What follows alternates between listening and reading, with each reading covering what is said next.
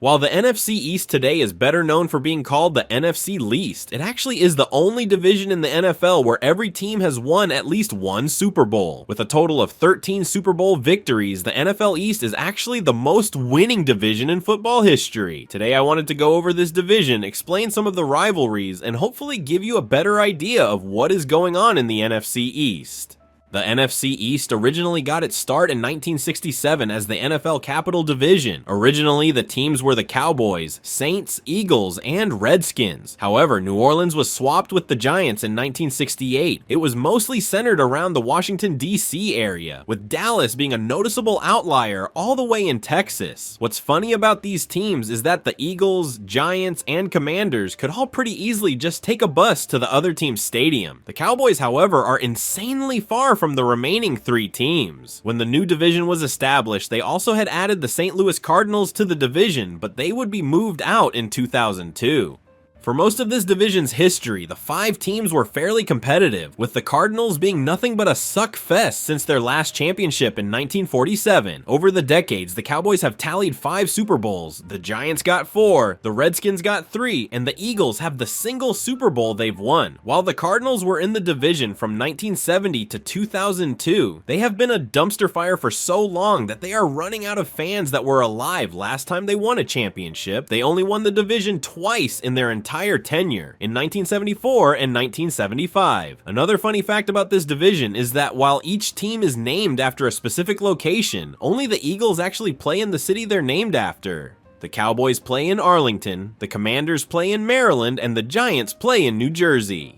The Commanders and the Cowboys have one of the most intense rivalries in the entire game. The classic Cowboys versus Redskins dynamic did a lot to get this rivalry a lot of viewership from the beginning. The Cowboys currently have a commanding lead in the overall series, with 79 wins and 49 losses. However, the Commanders have won every time these teams have met in the playoffs. The original Cowboys franchise actually only exists due to spite from the Commanders in the first place. A Dallas oil tycoon named Clint Murchison was desperate to bring an NFL team to Dallas. In 1958, he had heard that the Redskins owner was open to selling the team, but at the last second, George Preston Marshall changed the terms and the deal fell apart. Due to this, Clint petitioned the league to bring a team to Dallas, but the Redskins owner would veto the vote and block it entirely. However, Clint had gone ahead and purchased the rights to the Commanders' official fight song, and he was going to block them from playing it unless Preston allowed Dallas to get an NFL team. Preston reluctantly approved the team, and the Cowboys were founded in 1960. In 1961, a group of Cowboys fans snuck into the DC stadium and laid the entire field with chicken feed. They then released dozens of chickens onto the field to cause chaos during a halftime show.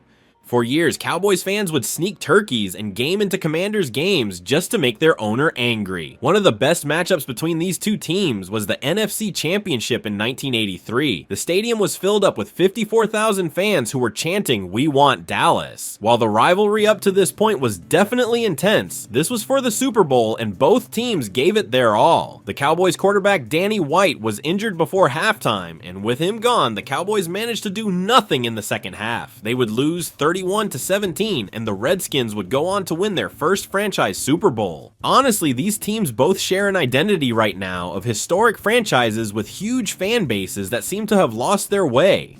While the Cowboys have literally never lost a decade in this rivalry, they've both been largely mediocre for the last 2 decades. The Commanders do have a bit more to be excited about with Jaden Daniels, but I feel like both of these teams have been made fun of quite a bit for always looking great on paper, but never making the cut when it comes to actually playing other teams in the NFL. It is one of the oldest, best rivalries for sure, and hopefully they can get back on the right track soon. The Eagles and Giants have a built-in rivalry between Philadelphia and New York, but along with that, the two teams have been rivals since 1960. While they had played a few times before that, in a 1960 game, an Eagles player blindsided Giants running back Frank Gifford, and it is frequently referenced as one of the hardest hits in professional football. The hit was so violent that Frank Gifford was knocked unconscious and diagnosed with a severe concussion. He did eventually return, but he was out for 18 months as a result. Ever since, the tensions between these two teams games became elevated. Another thing that makes this rivalry so intense is the amount of times these teams have met in the postseason. While the Cowboys and Commanders have only played twice on the biggest stage, the Giants and Eagles have met 5 times in the playoffs. The Eagles currently hold the edge 3-2, but these teams have both knocked each other out of the playoffs several times. The overall record in this series is tilted to the Eagles with 96 wins and 89 losses, but they have split the decades a bit more evenly than the Cowboys and Commanders. Their most recent postseason matchup was in 2022 when they faced off in the divisional playoff round.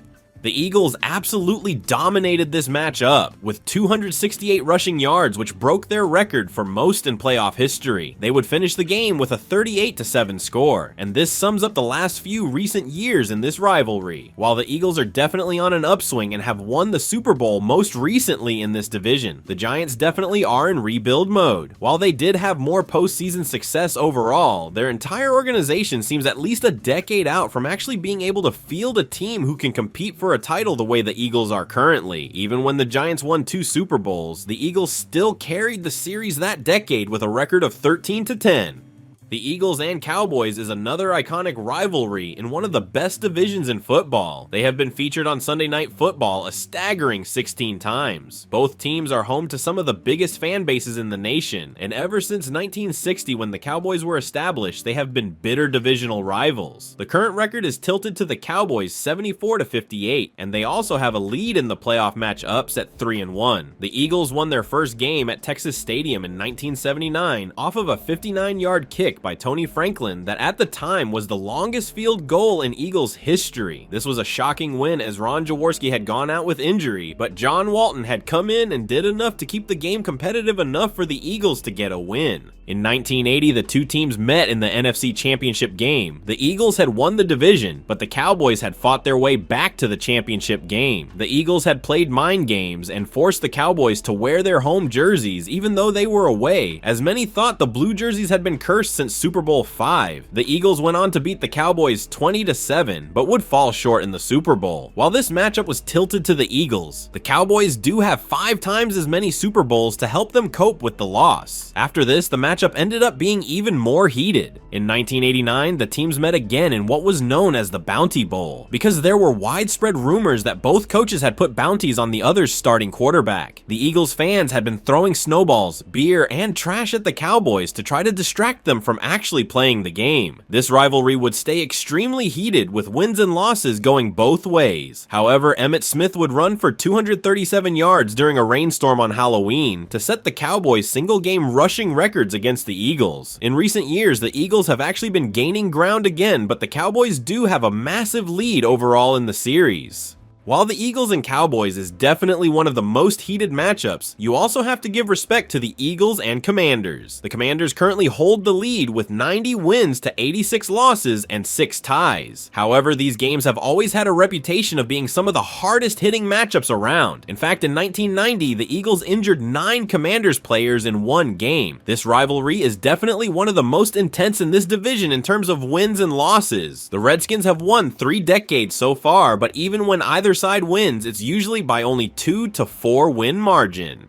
As for more about that body bag game, the Eagles took out their starting quarterback, backup quarterback, and forced the Commanders to play with a running back at quarterback because their starter was already hurt previously. Obviously, this led to a pretty easy victory for the Eagles, considering they had basically neutered the entire offense when it came to productivity. Despite this game, both teams made the playoffs and would match up in the wildcard playoff game. The Redskins would somehow win this matchup with a final score of 20-6, but the next week they would be knocked out by the San Francisco 49ers. This single game would go on to inspire a league-wide rule change where teams were allowed to dress a third quarterback for every game without it counting against their active roster spots. The Eagles and Commanders also share a rivalry because their metro areas are so close together. In fact, they are 2 of the closest located teams that don't play in the same stadium. The city of brotherly love always goes above and beyond to mess with anyone who plays the Eagles, but there have always been rumors that they are sneaking into the stadium and messing with the Commanders' equipment before every game. The Cowboys and Giants are an intense rivalry that is a lot less close than I originally presumed. The Cowboys hold the series lead 77-47, but the Giants have won the only playoff matchup between the two teams. The Giants did dominate the rivalry in the early years, but by the mid-60s, the Cowboys have become dominant. From 1960 to 1980, the Cowboys won 17 out of 20 meetings, but the 80s would be a Giants revenge arch. This is the only professional sports division where a team in Texas and New York have a divisional rivalry. These two states couldn't be more opposite, and it adds a lot of fuel to the fire. In 2012, the Giants and Cowboys faced off in what amounted to the divisional championship game. Both teams were 8-7, and whoever won this game would head to the playoffs. The Giants were up 21-0 by halftime, and while Tony Romo would score 2 touchdowns, the Giants pulled ahead and won the game 31-14. This was also the year they went ahead and won the Super Bowl against the Patriots, which makes Eli Manning one of the only players who can say they own Tom Brady. This rivalry is also petty at certain times. In 2021, the Cowboys agreed to swap picks with the Eagles to prevent the Giants from getting Devonta Smith. While it did give the Eagles this player, the Cowboys would rather have the Eagles getting good players than the Giants. In September 2023, the Cowboys blew out the Giants 40-0 in their own stadium. The crowd was almost silent as the Cowboys ran all over the Giants in the rain. Daniel Jones had been sacked 7 times, and it actually was the first time a team had ever lost a sack battle, turned over the ball 3 times, and been blown out by 40 or more points. The Commanders have been rivals with the Giants since about 1932. At the time, the Boston Braves, which would later move to Washington, were one of the best teams in the league. The Giants were also dominant during this era, and the two would compete for conference and division titles for most of their early rivalry. The Giants currently own the series by 108 wins and 73 losses, but the rivalry is one of the most competitive in the division. Most people agree that the golden age of this rivalry was in the 1980s. During the 80s, both teams were regular Super Bowl contenders. They would win 7 out of the 10 divisional titles through this era. The two even met in the 1986 NFC Championship game, where the Giants would win 17-0 and go on to win the Super Bowl against the Broncos. While the 80s was the golden era, I think the early days of this rivalry has some of the funniest stories. George Preston Marshall, who was the owner of the Redskins in 1937, led a 12,000-person parade through New York City with a marching band playing their fight song. While this caused a huge disruption, it did inspire the Redskins to win 49-14. In 1966, they also had one of the highest scoring games in NFL history, when the teams combined for 16 touchdowns in one game. 9 of those scores came on long plays of 30 yards or more, and the final score was 72-41 in favor of Washington. The one thing about this rivalry over the recent decades is that usually only one of these two teams is fielding a competent roster. While the Commanders are on the upswing now, the Giants are in disrepair and looking like they are going to be undergoing another total rebuild here over the next few years. That is just a brief overview of the NFC East and what the history of these rivalries are. If you enjoyed the video, you should get out our playlist going over all the other divisions. Also, press the like button and comment down below as it helps the video do better, and we'd appreciate your support as we work our way toward 10,000 subscribers. Our last video was one about a quarterback who ruined his life by getting addicted to gambling and blowing his career in the NFL. It's on screen now, consider giving it a watch.